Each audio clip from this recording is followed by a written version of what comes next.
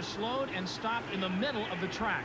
Now at this point you've got to wonder if Cher's husband is taking any of the guilt, because he's one of the main wrenches on this vehicle, and she was having a good race till about mid-track. Maybe we can determine what turned that around. Well, let's take a look at CJ5. This is the winner.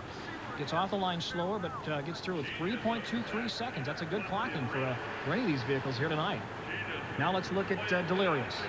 Margo, what do you see happening? Well, she's certainly not aggressive off the starting gate, but then it just looks like there's a lot of smoke coming out. Maybe I think her power plant just sort of gave up the fight on her right there. And once you lose your momentum in that mud, it doesn't matter if you've got paddles and scoops. You need some horsepower. I don't want to say it, Steve. I just think I saw a German soldier stick his head up over there. I'm not sure.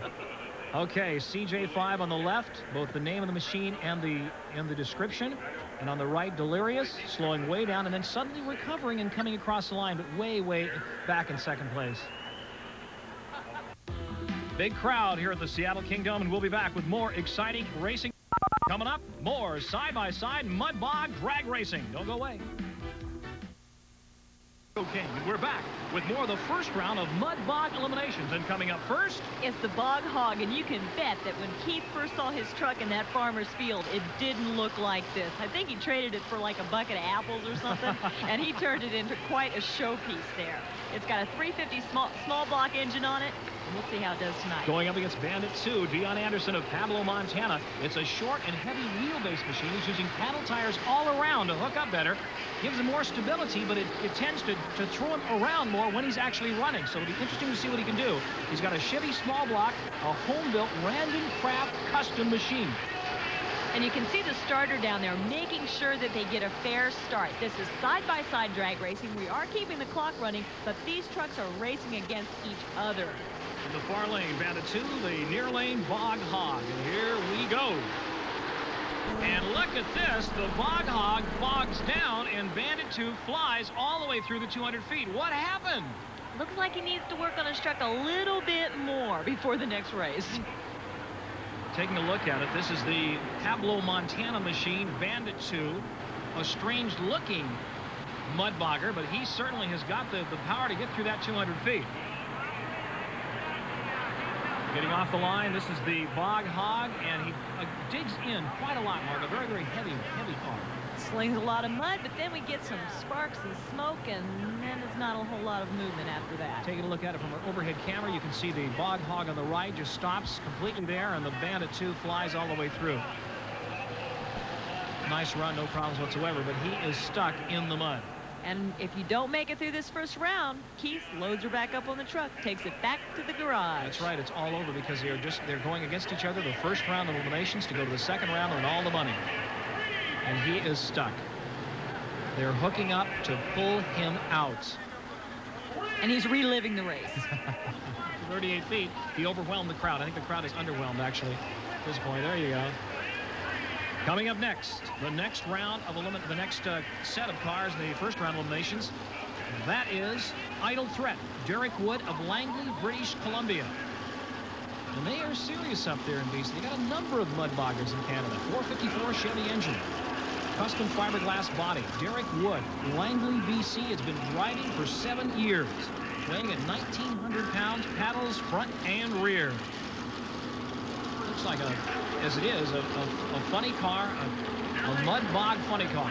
He's going up against the Mighty Rat, driven by Mike Morrison. Now, he's, during the day, normally a diesel mechanic, but that won't help him on this 1975 Ford F-250 Chevy with a 396 big block. He weighs double the Idle Threat weight, 3,500 pounds to 1,900 pounds. Almost double. Boy, that's a lot of weight to give away. And they're launching off the line, the Idle Threat of Langley, BC, against the competition, and it looks like from here, well, it looks like Idle Threat has made it through first.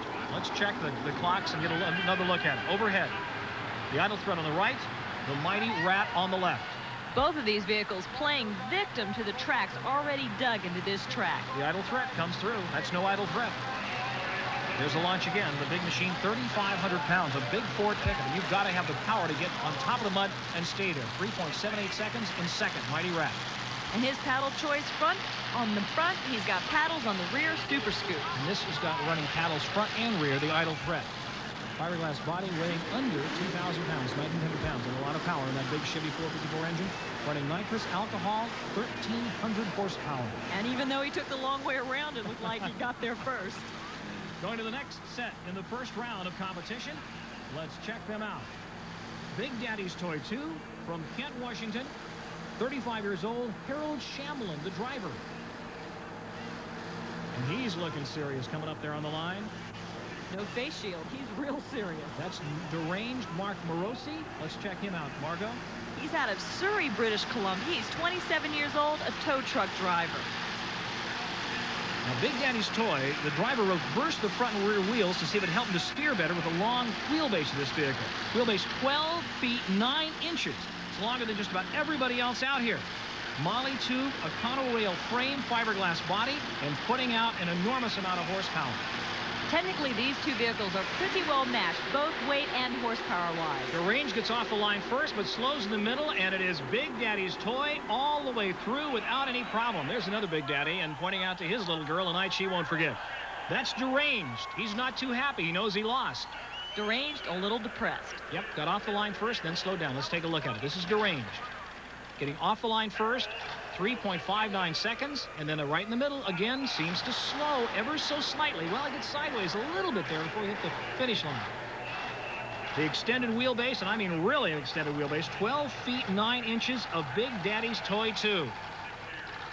And you can tell his powerhouse never gave up one instant. It just plowed through that bog. No question about that. He went right through it. 337. Again, let's take another look at it. Slow motion, that's right there where he loses, and Big Daddy's Toy comes out on top. And the crowd loves it. Stay tuned for the first of 3 rounds of Monster Truck Competition and the Funny Cars Showdown. Are full. And coming up first, the Heart Attack. Margo? Driven by Bob Hart, he's got a Keith Black powerhouse underneath the hood of his 1987 Corvette body. But it's a funny car. It will not be doing 280 miles an hour. Instead, it'll be doing probably 10 or 12 miles an hour, if that, because he's going to attempt to pull a 50,000-pound sled. Whoa. Teeny chain they're hooking onto that. Yeah, that's a monster chain, isn't it? Now, that's an actual funny car with about 3,000 extra pounds of weight to weight it down so it's able to pull that giant sled. Where do you practice this? I don't know, I'm telling you. But if you look sharp, you can see the weights, the excess weights he's got underneath, right underneath the attack word on the side of the car. It's a Corvette funny car. Bob Hart, Heart Attack, Nashua, New Hampshire. He's going to attempt to pull it all the way through. Let's see what happens. There are the weights. I'd say this is going to put that Keith Black motor to a definite stress test. It weighs about 60.